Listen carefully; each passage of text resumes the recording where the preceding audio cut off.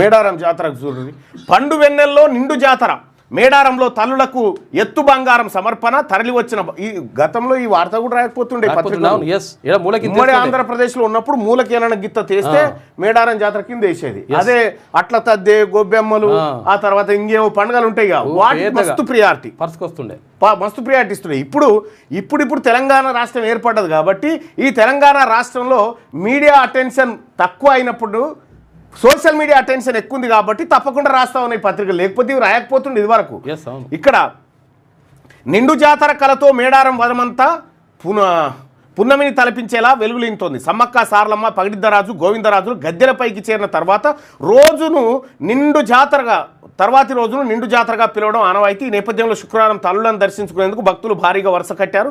రాష్ట్రం నలుమూలల నుంచి లక్షలాది మంది ప్రజలు ఆర్టీసీ బస్సులు, సొంత వాహనాల్లో వస్తూ ఉన్నారని చెప్తాను. శుక్రవారం రాత్రి విద్యుత్ వెలుగుల్లో తలుపులింతున్న సమ్మక్క సారలమ్మ, పగిడిద్దరాజు, గోవిందరాజుల గద్దెలు జాతర మైదానం ఇట్లా ఉందని చెప్పి 15 కిలోమీటర్ల ట్రాఫిక్ జామ్ అయింది. 15 కిలోమీటర్లు నడిచిపోతున్నారు.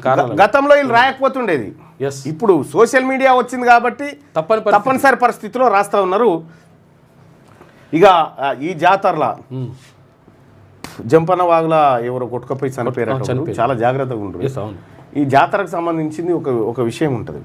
ఒక ఆమె ఏం చేస్తుందట అంటే ఇట్లే జాతరకు వస్తూ ఉందట, పోలీస్ కంట్రోల్ రూమ్ ఉంటుందిగా, పోలీస్ కంట్రోల్ రూమ్ కాడ పిల్లగాన్ని ఇడిచిపెట్టిపోతుంది. ఓకే, జాతరకు పోలీసు వాళ్ళు అంటే ఇడిచిపెట్టిపోవడం అంటే ఆమె జాతరకు వచ్చింది, జాతరకు వస్తే వెళ్ళిపోతుంది. అయితే పోలీసు వాళ్ళు అనౌన్స్ చేస్తారు, బాలుడు తప్పిపోయినాడు, ఇక్కడే ఉన్నాడు, ఈడ మా పోలీసు ఎంక్వైరీ కేంద్రం దగ్గర ఉన్నాడు, దయచేసి తీసుకుపోండి, బాబు ఇంత హైట్ ఉన్నాడు, ఈ సొక్కేసుకున్నాడు, ఈ లాగేసుకున్నాడు అని చెప్పగానే ఒక ఆమె వచ్చి తీసుకోబోతుంది. అంటే ఆమెకు అరే నువ్వు నిన్న కూడా వచ్చినావు కదమ్మా అని అంటే, అవును సార్ వచ్చిన అంటే, మరి నిన్న తప్పేంటి ఇలా తప్పండి, తప్పలేదు సార్, నేనే పిల్లగాని ఇక్కడ పెట్టిపోతున్నా, జాతరలో తప్పిపోతాడేమో అనేటువంటి ఆ రకంగా వాళ్ళది అంటే గట్ల జాతర తయారయ్యారు, కొంతమంది తయారయ్యారు. మరి ఏం చేస్తాం.